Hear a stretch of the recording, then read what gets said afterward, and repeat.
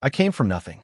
When I went back home, my whole family looked down on me, and my cousin made a show of his wealth just to put me in my place.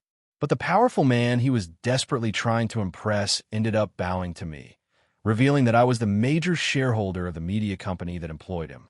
The mansion he was so proud of? It was just a rounding error in my portfolio. My cousin, Ethan, dropped a photo in the Miller family iMessage group. It was a glamorous, provocatively posed picture of a famous actress. He captioned it, "Everyone, I'd like you to meet my girlfriend, Ava." The family group chat blew up that night. Grandpa was the first to chime in. "That's my grandson." Grandma replied right after, "Ethan, you're making us so proud. Bringing home a movie star." My aunt added, "I bet some people are green with envy right now." I was just lying on my hotel bed, scrolling through the conversation on my phone. Suddenly, a slender, porcelain-white hand wrapped around my waist from behind. Ava looked at me, her eyes full of love, and whispered, "This Thanksgiving, will you take me home to meet your parents?" This year, we went back to our small town in Ohio for the holidays. My cousin's Audi and my Volkswagen had a standoff at the main intersection. Ethan leaned out his window and yelled over, "Well, if it isn't James. How many years have you been rattling around in that piece of junk? A cheap car like that just guzzles gas and handles like a boat. You're basically just throwing money away. Not like my Audi. Only cost about 75 grand. It's all about making a statement when you go out." A few of the town locals who were chatting nearby immediately drifted over to watch the spectacle. In the crowd were my grandparents, my aunt and uncle, and my parents. One relative, his face a mask of envy, gave Ethan a thumbs up. "Ethan, you're really living the high life, driving a car like this." "That's right." Another chimed in. "He's always been a sharp kid. Not like my son, who couldn't even dream of driving a car like this." They all went on, showering my cousin with compliments, and he just stood there, soaking it all in with a smug grin. My aunt and uncle were beaming with pride, practically glowing. Grandpa shot me an irritated glance and muttered, "Too bad he's the only one in this family who's made something of himself." Grandma sighed. They grew up under the same roof. How did they end up so different? This made my aunt and uncle grin even wider, and they shot a few triumphant looks at my parents. My mom and dad just stared at the ground, their faces burning with shame. Then Ethan spoke up, pretending to be the peacemaker. Grandma, don't be too hard on him. James is just a blue-collar guy. No house, no girlfriend, always answering to someone else. The fact that he managed to scrape enough together for an old VW is actually pretty impressive for him." His words only made Grandpa angrier. He turned on my dad and chewed him out in front of everyone. "I told you not to send him to college, but you wouldn't listen. And then he had to go to grad school. What was the point of all that education? He's still just working like a dog for someone else. Look at Ethan. He dropped out of high school, and he's driving an Audi. Now that's what you call being born lucky. But James here, he just wasn't born with it." My dad's face flushed red, then drained to a deathly pale. We never had much money growing up, and my grandparents always favored my uncle's family, so they were against me staying in school from the start. The only reason I made it through grad school was because my dad bore all the financial and emotional weight to push me forward. And even now, Grandpa still blames him for it, acting like some old-world patriarch. Why should I have to put up with it? They never acted like family should. They just held us back. All the years of nagging and criticism from my grandparents made my blood boil just thinking about it. My dad is a great guy in every way, except he's too traditional, too hung up on respecting his elders. He just nods and agrees to whatever his father says, never questioning if it's right or wrong. It's no wonder my uncle's family always acts so high and mighty. Just then, Ethan cut in. "James, you mind moving your car? I got a few important places to be, and I'm on a tight schedule." As he said it, he made a point of flashing his wrist, the oversized face of his watch glinting in the sun. I took my time replying, "Ethan, that's a pretty expensive car. It'd be a shame if it got scratched." He waved his hand dismissively. "It's just a car. If it got totaled, I wouldn't even blink. Cars are like women. You ought to get a new one every few months." The crowd let out a mix of impressed gasps and quiet snickers. Ethan had always been a show-off, and by now, He perfected the act. I rolled down my window and said calmly, "All right, then.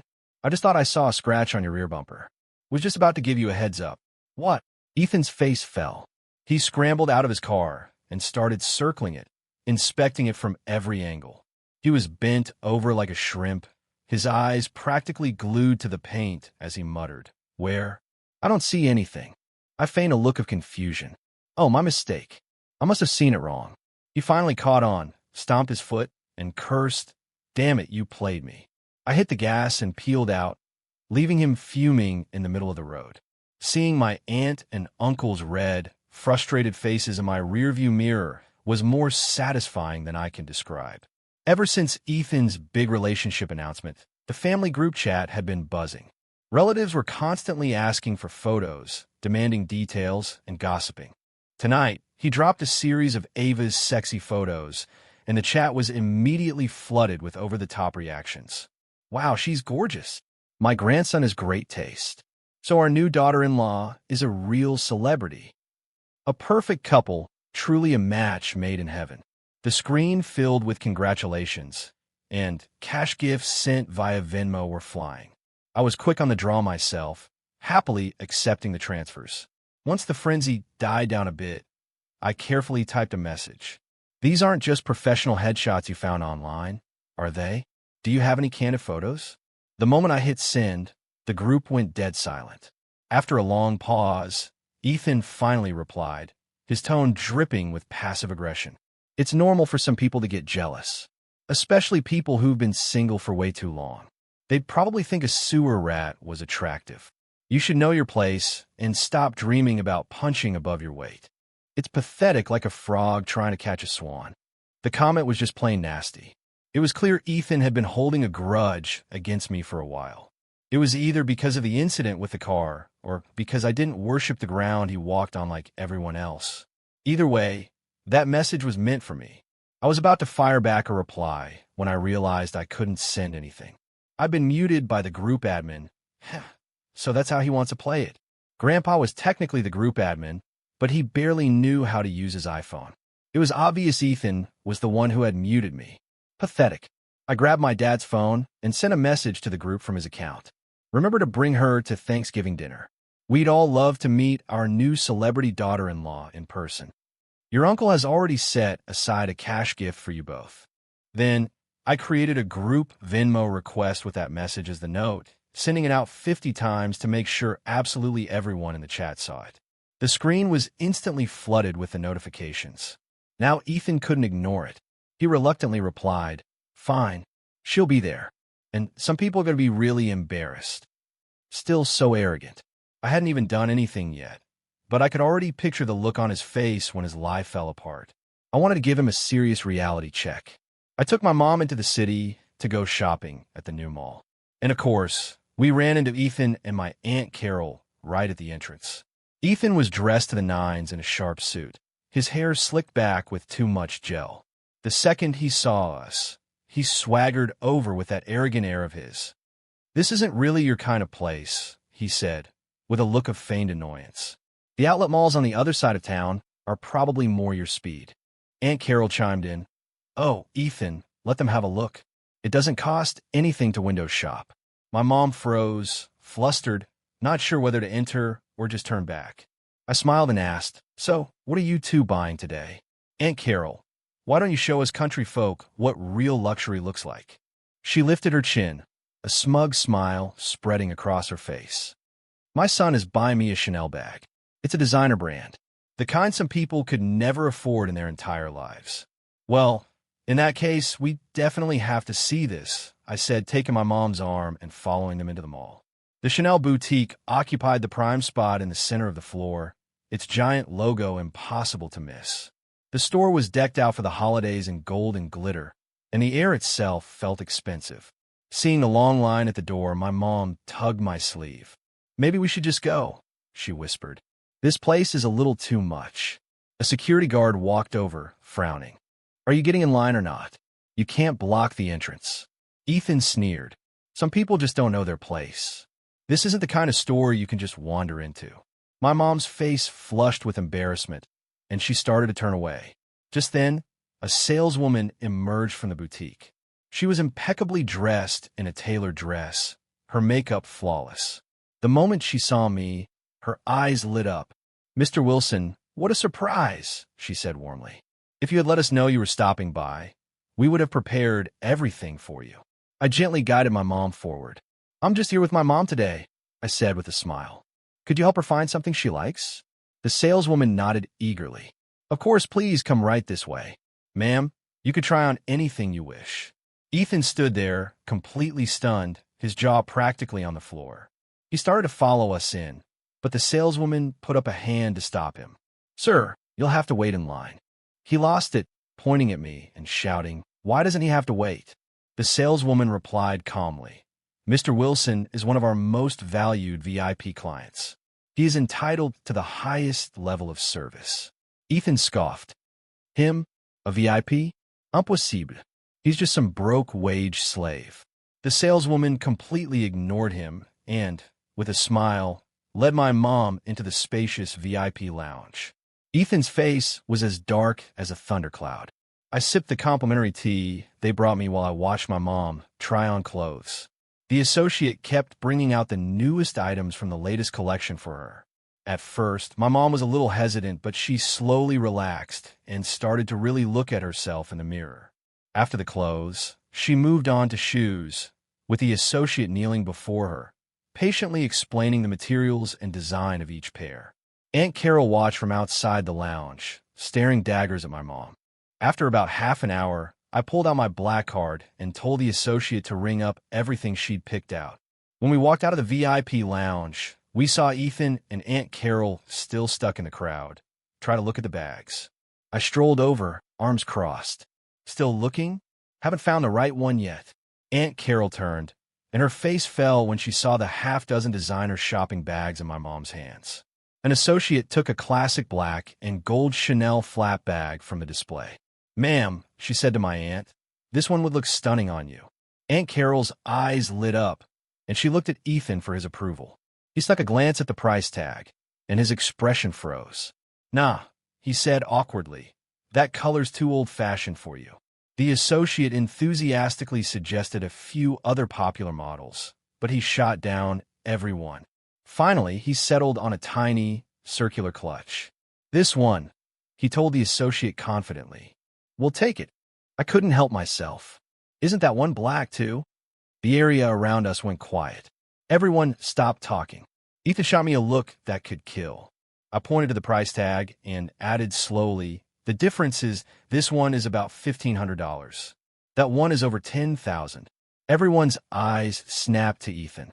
He looked like he was about to explode. I pretended not to notice and turned back to the associate. "You know what? Go ahead and wrap up that first black and gold one for me as well. I think it'll look fantastic on my mom." The associate's eyes lit up as she quickly agreed, shooting a meaningful glance in Ethan's direction. Ethan stared, his eyes practically bulging out of his head, his lips trembling with rage. I took my mom's arm, and we left the Chanel boutique, our arms full of bags. My mom was beaming, but she also looked a little worried. "James," she whispered, "this must have cost a fortune." "It's fine, Mom. Don't worry about it," I said casually. And I wasn't just saying that to put on a brave face. After grad school, I went straight into venture capital. I got lucky, had a good eye for deals, and found a few mentors who took me under their wing. I moved up fast, and I've done very well for myself. But to my relatives back home, I was just a regular guy working a 9-to-5. They thought I was renting a small apartment for a couple thousand a month and driving a $15,000 Volkswagen. I kept a low profile because I knew that if my grandfather or my uncle found out I was successful, they'd be all over me for money. I have no problem saying no, but my dad is too old-fashioned about respecting his elders. Even with my grandfather's blatant favoritism, he'd never dare to stand up to him. If my dad asked me to just give in, I honestly don't know what I would do. So to avoid that situation entirely, I kept my parents completely in the dark about my finances. But when it came to taking care of them, I spared no expense. Over the last few years, I had their house completely renovated with all new furniture and appliances. I bought my dad a high-end massage chair from Germany for his bad back. I also send them on 2 vacations a year and got them the best health insurance plan available. Occasionally they'd ask, James, where are you getting all this money? I'd always just give a vague answer and change the subject. It took a lot of effort to keep them from finding out. That's why every time Ethan tried to act superior and show off in front of me, I never bothered to call him out. Real confidence is quiet. Only insecure people feel the need to constantly advertise how much money they have. But Ethan didn't get any of that. Fuming, he caught up to us and sneered, "Quite a performance back there. Did you have to max out your credit cards for that little stunt?" Seeing him so worked up was more pathetic than anything. "I have no idea what you're talking about," I said calmly. "And I don't use credit cards. Living beyond my means isn't my style." He let out a derisive laugh. "Yeah, right. Cut the act. If you don't have a credit card, where do you get the cash? You just dropped over 10 grand in a few minutes. You're just a broke working stiff, so stop pretending you're some big shot." I was done with the conversation and started to walk away. But his voice just got louder. "You're a pretty good actor. I'll give you that. We'll see if you have the guts to come back here tonight and return all that stuff. You can't fake it forever. A fraud is always exposed in the end." Even as we walked away, his grating voice echoed behind us. Soon, it was time for Thanksgiving dinner. With my grandparents, their 3 sons, 2 grandsons, 2 granddaughters, and a few respected town elders, the house was packed to the gills. Dozens of people were seated at 3 large tables, and the atmosphere was getting lively. Ethan bustled about, pouring drinks for the elders, passing out cigars, and handing out his business card, charming the whole room. One relative remarked, "Wow, Ethan's really made it. He even has his own business card." Aunt Carol immediately added, "That's right. Not just anyone gets to have a business card, you know." Grandma smiled. "Ethan was always the cleverest. He's the only one who can really provide for a family." Another aunt chimed in. "Even bought me a Chanel bag the other day. It cost over $1,000. I told him he didn't have to, but he insisted. The boy just doesn't know how to save money." My other aunt sighed with envy. "My daughter says her boss's wife carries that same brand." Another relative added, "Ethan is such a good son." I glanced down at the business card in my hand. It read, Apex Media, LLC, featured content creator. Apex Media? The name sounded vaguely familiar. I discreetly sent a text to my assistant, asking him to look it up. A moment later, he replied, "Mr. Wilson, you haven't forgotten one of your own investments, have you? You invested in Apex last year. You're the majority shareholder." Oh, right.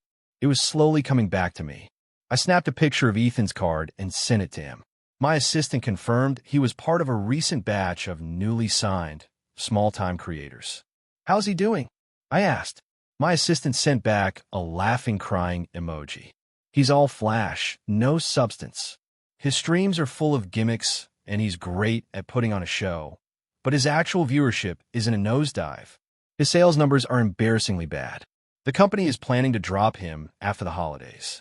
My assistant paused, then added, "Mr. Wilson, is he a relative of yours? Should I give his manager a heads up?" "No," I texted back. "Keep it professional." "Understood," he replied instantly. I put my phone away and looked up, right into the curious gaze of my aunt. She looked at me with a mix of curiosity and suspicion. "James, we're all here talking. Why are you so busy with work?" I was about to give a vague excuse, but Ethan cut me off. Typical 9-to-5er. On call 24/7, terrified his boss will fire him for the slightest thing. Grandma added softly, "It's Thanksgiving, James. The work can wait." Ethan laughed. "Don't bother, Grandma. We're all talking about important things like houses and cars, and since James can't afford a house, he has to use work as an excuse to avoid the embarrassment." With that, he pulled a thick folder from his briefcase and slapped it on the table. My aunt gasped. "Ethan, did you buy a house?" My other aunt eagerly flipped it open, her eyes widening. "It's the deed to a house in Willow Creek Estates. That's in the best school district in the city. I hear the prices there are insane, and you bought a 2,000-square-foot place. That's a power move." My uncle sighed. "If only my son were half as successful as Ethan." My other uncle agreed. "Yeah, to have a kid who's made it like that. You two could just sit back and enjoy life now." Grandpa declared, "It just goes to show, Spoiling him all those years paid off. My aunt and uncle looked like they were about to float off the ground, their faces practically screaming, "We've won at life." My aunt seized the moment to ask, "Isn't the mortgage a lot of pressure every month?" Ethan just laughed it off. "It's only a few grand, a drop in the bucket compared to what I make in a month." This, of course, led to another round of praise. Ethan shot me a smug, sideways glance. "So, James, when are you planning on buying a house?" I answered calmly, "A house isn't a priority for me right now. Renting works just fine." At that, Grandpa's face darkened. "A man who can't even buy a house," he scoffed. "What a disgrace." Grandma sighed. "If James were half as smart as Ethan, we wouldn't have to worry so much." My aunt twisted the knife. "And didn't James get a master's degree? How can he not even afford a house? What's the point of all that education if you can't make money?" My other aunt added. "What are you going to do when you get married and have kids?" Another asked, frowning. "You can't raise a family in a rental." Ethan smiled, looking down on me. "Auntie, forget a wife and kids. James doesn't even have a girlfriend. What family is he going to have?" A thought struck me. "Weren't you supposed to be introducing your girlfriend today?" I asked. "We're halfway through dinner. When is she going to make her appearance?"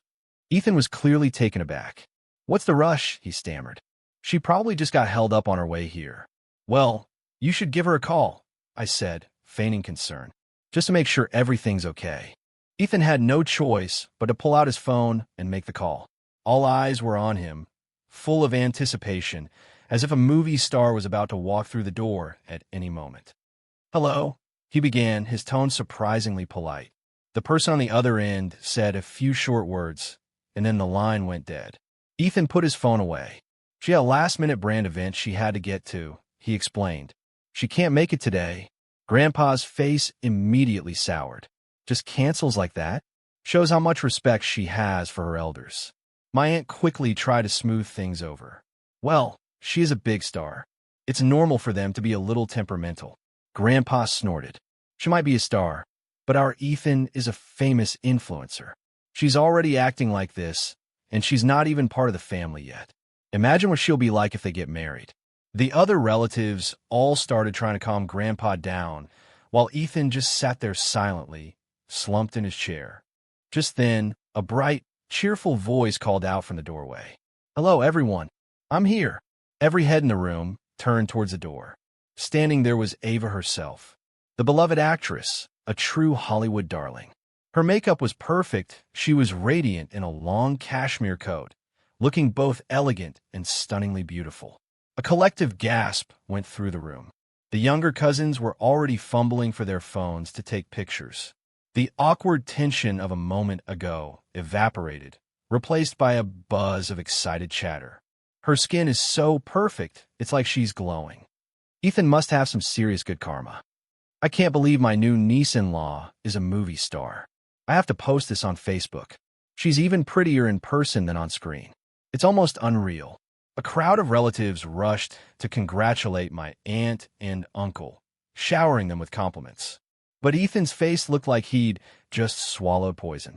My aunt nudged him with her elbow. "What are you waiting for?" she whispered. "Go say hello." As if in a trance, Ethan stumbled towards the door. Ava," he stammered. "What are you doing here?" Ava gave him a look of pure confusion. Her next words stunned the entire room into silence. "Who are you?" Every eye in the house was now fixed on Ethan. Someone whispered, "I thought he said she was his girlfriend. She acts like she's never seen him before." Ethan clearly heard them. His face turned beet red, and he stared at the floor, looking like he wanted to disappear. But, trying to save face, he pressed on. "You don't remember? You dropped by my live stream once and left a big tip. That's how we met." Ava looked completely uninterested, her eyes scanning the room. Then her gaze fell on me. Her entire face lit up, and cutting Ethan off mid-sentence, she ran and threw her arms around me. The hug left everyone in the room speechless, especially Ethan, whose eyes were practically overflowing with jealousy and hatred. I gently eased her back, a frown on my face. "I told you not to come." She looked up at me, her voice soft but earnest. "I missed you. Please don't be mad." I sighed and shook my head. "Do you have any idea what the consequences of this will be?"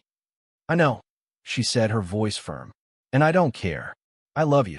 I would give up my entire career right now to build a life with you. The raw, unwavering sincerity in her voice struck the deepest chord in my heart. When Ava and I first met, we were both complete nobodies. I was fresh out of college, struggling to make ends meet, and she was a fledgling actress, taking any bit part she could get. We rushed from one audition to the next. We were each other's support system through the toughest times, and we survived those lean years together. Later, when I found my footing in the business world, I offered to start a production company just for her, to help her chase her dream. But she turned me down.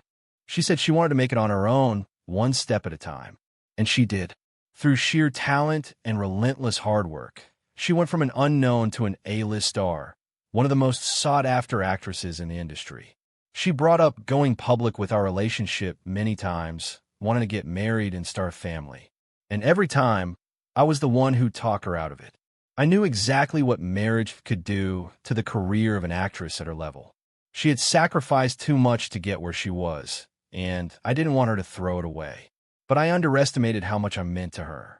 She was truly ready to risk everything. I pulled her into a tight embrace, completely oblivious to the stares from everyone around us. In that moment, it felt like we were the only two people in the world. My niece, who's in middle school, was already tearing up. "Oh my God," she whispered, "this is just like a movie." Her younger brother sighed wistfully beside her. "I wish I was him." After a moment, I let her go, took her hand, and led her over to my parents to introduce her properly. My mom was so nervous, she didn't know what to do with her hands, her eyes darting between me and my dad, completely stunned. Ava stepped forward and gave my mom a warm hug. That was all it took for my mom's eyes to well up with tears. She turned to me and said, "You little rascal, you found such a wonderful girl, and you didn't say a single word to us? We've been worrying about you all these years for nothing." My two aunts immediately rushed over, full of praise. "See, James is the one who really made it. He just gets things done without making a fuss." Exactly. Any man who can win over a movie star must be something special. Now that's real success. Grandpa just sat there, drinking sullenly, his face a dark mask. Grandma looked like she wanted to say something, but she glanced at him and thought better of it. After all, Ethan was their golden boy, the grandson they'd spoiled his whole life. They had to save a little face for him. My aunt and uncle, on the other hand, looked like deflated balloons, all their earlier arrogance gone. As for Ethan, his eyes were glued to Ava, like he was in a trance. The look he gave me was a toxic mix of envy and pure hatred. It was obvious to everyone that his whole girlfriend story had been a complete fabrication to boost his own ego. Now that the truth was out, all the favoritism the elders had shown him vanished. The same relatives who had been fawning over Ethan's family moments before were now all crowded around Ava, asking for autographs, begging for photos, and teasing me to tell them how we met. As the dinner was winding down, Ethan, who had been quiet all this time, suddenly spoke up. "James, now that you have such a beautiful girlfriend, you can't seriously expect her to live with you in a rental apartment." He glared at me, as if he were interrogating me. I met his gaze and said calmly, "Don't worry. My girlfriend won't go without anything that other women have." He sneered. "Give me a break. You can't afford that on your pathetic salary. The men in the Miller family don't sponge off their women. Don't you dare bring shame on this family by letting a woman support you." His comments were getting nastier, but just then, a middle-aged man in a suit walked past the dining room. Ethan spotted him and immediately yelled, "Mr. Harrison? What a coincidence. I can't believe I'm seeing you here." He practically ran over to him, his voice shaking with excitement. Mr. Harrison nodded politely, made some small talk, and was about to move on. But Ethan wasn't about to let him go, practically dragging him over to our table. "Mr. Harrison, don't rush off. My family here are all big admirers of yours. I'm hoping I can continue to count on your support at work." "Mr." Harrison reluctantly took the drink Ethan pushed into his hand and said a few more polite words. Then, out of the corner of his eye, he saw me sitting at the table. He froze, set his glass down, and walked directly over to me. To be honest, I didn't recognize him at first. So when he took my hand, his voice a mixture of sincerity and nervousness, I was a little taken aback. "Mr. Wilson, I never expected to run into you here." "It's an honor," he said. I withdrew my hand. "I'm sorry, have we met?" He blinked, then a smile spread across his face. "I'm David Harrison from Apex Media.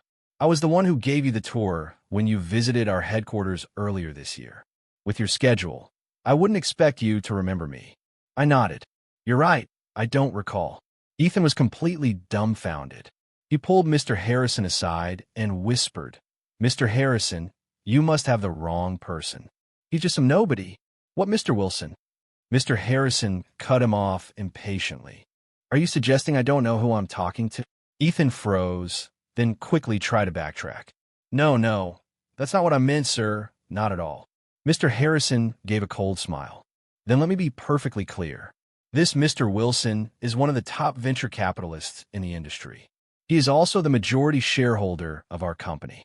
To put it plainly, he's your boss, and he's my boss. So I suggest you adjust your attitude." "What? Him?" Ethan's head snapped back and forth between me and Mr. Harrison, the color draining from his face. For years, he had looked down on me, taking every chance he got to put me in my place. He never could have imagined that one day, I'd not only be with the woman he could only dream about, but I'd also be his boss's boss. I gave him a small, slow smile, savoring the moment. After that, everything else was simple. Mr. Harrison's casual remark had blown my cover completely. I had money, status, and a celebrity girlfriend. I had become the walking embodiment of a power fantasy novel. The relatives instantly changed their tune, swarming me to get on my good side. They were full of questions and over-the-top compliments. Suddenly, even my parents were the object of everyone's envy.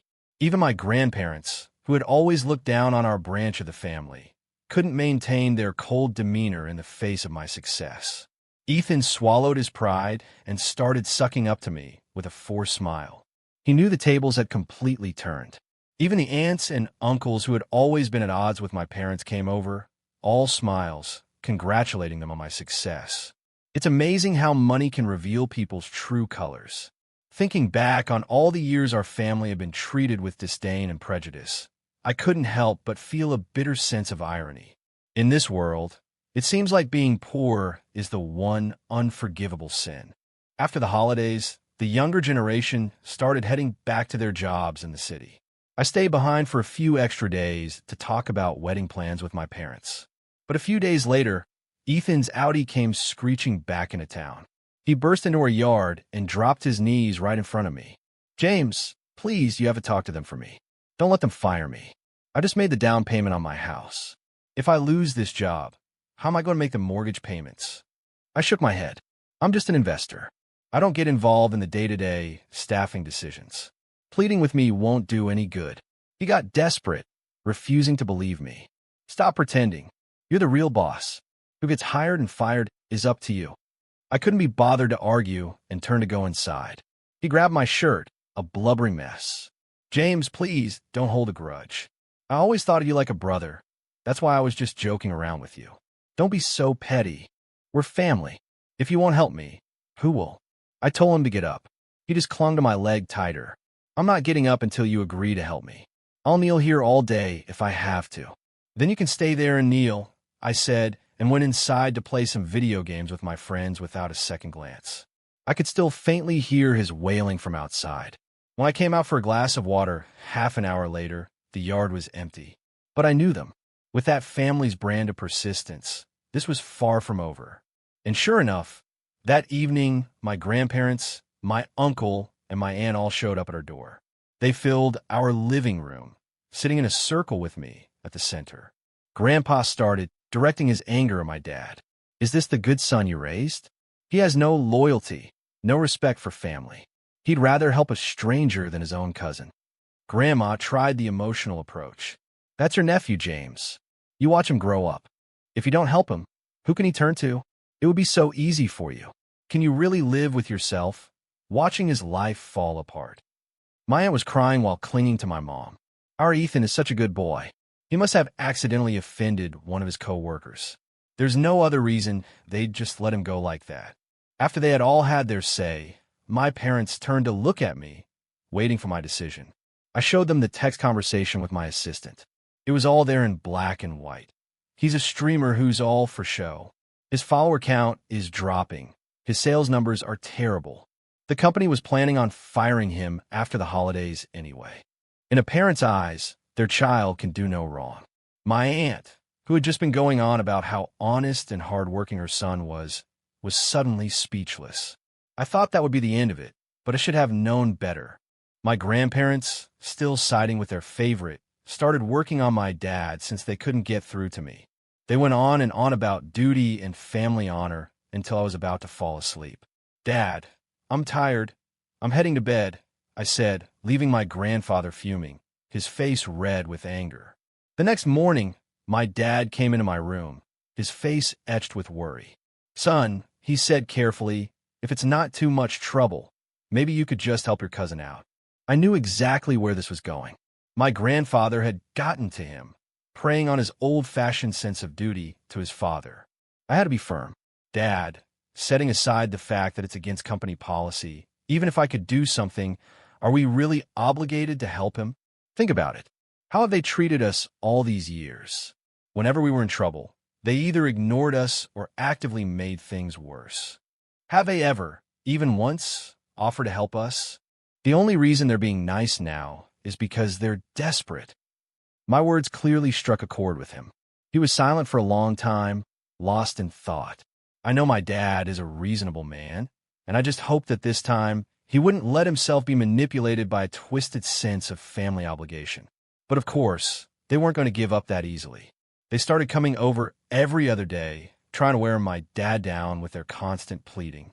I could see this was going to drive my dad to a breaking point, so I decided to handle it myself. I booked 3 tickets to Miami. A week later, I took my parents and we flew down for vacation. A few days into our trip, my uncle called, asking why the house was empty. "Oh, we're in Miami," I said casually, enjoying the ocean breeze. I could practically hear him grinding his teeth on the other end of the line. We had another month of peace. Then one day, my grandmother called my dad. She said my grandfather had a massive stroke and was in the hospital, fighting for his life. My dad panicked instantly. He started throwing things in a bag, saying we had to go back right away. I tried to stop him. "Dad, think about it. He was perfectly fine when we left. There are no signs of anything." But my dad insisted. "Your grandmother told me herself. She wouldn't lie about something like this." I knew it was pointless to argue. My mom and I flew back with him. The moment we walked through the door of my grandparents' house, my dad stopped dead in his tracks. There was my grandfather sitting in his armchair in the living room, calmly smoking a cigarette. Next to him sat Ethan, my aunt, and my uncle. He looked anything but a man who had just been rushed to the hospital. "Dad, are you okay?" My father stammered, completely shocked. My grandfather gave him a sideways glance and blew out a cloud of smoke. "What? Were you hoping I was sick? You'd only be happy if I was on my deathbed." "How can you say that?" my dad said, distraught. "When have I ever wished you any harm?" Grandpa snorted. "Everyone else is here worried, sick, and you're off enjoying yourself in Miami. You really know how to live, don't you?" My dad started to explain, but my grandfather just waved a hand, signaling to Ethan. Ethan immediately pulled a thick stack of papers from a drawer, slapped them down on the coffee table, and slid them in front of my dad. My dad glanced at the papers and frowned. "What's this?" "It's a property transfer agreement," my grandfather said slowly. "All James has to do is sign it, and you won't have to worry about Ethan's job anymore." Before my dad could process what was happening, Ethan couldn't help but gloat. I did some digging. James is worth over $100 million. As his cousin, asking for $5 million to help me out isn't too much, is it? And with that, their whole scheme became crystal clear. My father stared at Ethan's smug face, his own expression turning to ice. He snatched the papers off the table and, right in front of them, ripped them to shreds. "Are you all out of your minds?" he yelled. "Why should my son give you his hard-earned money? You're not getting a single cent." With that, he turned to leave. Grandpa slammed his fist on the table, shaking the dust from its surface. "You ungrateful son. If this doesn't get signed today, then you're no son of mine." My father let out a cold laugh, but his voice was calmer and steadier than I'd ever heard it. "Then let me make myself clear, too," he said. "This is the last time I will ever call you Dad. You've never once acted like a real father should. You don't deserve the title." He paused at the door and looked back. I expected him to be heartbroken, but he just said, his voice quiet, "It's strange. I don't feel sad at all. Actually, I feel relieved. Do you know what the most painful thing in the world is?" He continued, "It's not being abandoned by your parents. It's realizing they never really saw you as their son in the first place. And since that's the case, we should have cut ties a long time ago." Back when we were in Miami, I had secretly bought a beachfront house for my parents. I'd planned on telling them sooner, but I was worried my dad was too sentimental to leave the house that had brought him nothing but a lifetime of heartache. But now that he'd finally taken this huge step, the timing was perfect. The day we left town for good, I gave them the keys to their new home. As we were getting into the car, my other uncle came running out. He pleaded with my dad, "The old man is just waiting for you to go back and apologize. Just swallow your pride, and it'll all be over." My dad just laughed. "Why don't you tell him to apologize to me first? But it doesn't matter anymore. I'm never coming back." They say that sometimes parents and children spend their whole lives waiting for the other one to say, "I'm sorry" first. But I could see it in his eyes. My dad didn't need that anymore. Later, Ava and I got married, with my parents there as our witnesses. We were truly happy that day. And Ava didn't give up her career for it, either. She took a lot of heat for it at first. Some fans turned on her, calling her love-struck and saying she'd ruined her image. I just kept reminding her not to get caught up in the public's opinion, not to live her life based on what other people were saying. All that mattered was that she continued to do good work. Before long, her career started to bounce back. She went on to win several awards and gained a loyal fan base that loved her for her talent, not for her personal life. As for Ethan and his family, I never saw them again after that day. I only ever heard bits and pieces about them from other relatives. After Ethan was fired, he could never find another job that paid as well. It wasn't long before the bank foreclosed on his new house, and it was eventually sold at auction for a fraction of its worth. He completely lost his drive after that, spending his days holed up at home, playing video games from morning till night. Soon, he got into online gambling, taking out loans from shady lenders to fund his addiction. The Audi he was once so proud of was sold to cover his debts, and eventually, his parents had to sell their own house, too. Now, the three of them are crammed into my grandparents' old house. My uncle had to quit his job just to watch him, taking shifts with my aunt to make sure he doesn't sneak off to gamble again. Sometime later, my mom told me that my grandfather had finally called my dad, trying to patch things up, but my dad refused. He said he'd made his peace with the past and had no desire for some dramatic reconciliation. He does, however, send them a check every month for living expenses. The amount is exactly the minimum required by law for elder support. Now, that's the only connection they have left. This isn't just a story about getting even. It's about the choice between surface and substance. A life built on the surface, dependent on the envy of others, will always collapse. True strength, the substance, comes from inner knowledge, character, and genuine relationships. The story also shows us that when a relationship becomes purely toxic, drawing a boundary isn't cruel, it's a necessary act of self-preservation. Instead of trying to prove your worth to the world, build it within yourself. True wealth is the power to define your own value and protect the ones you love.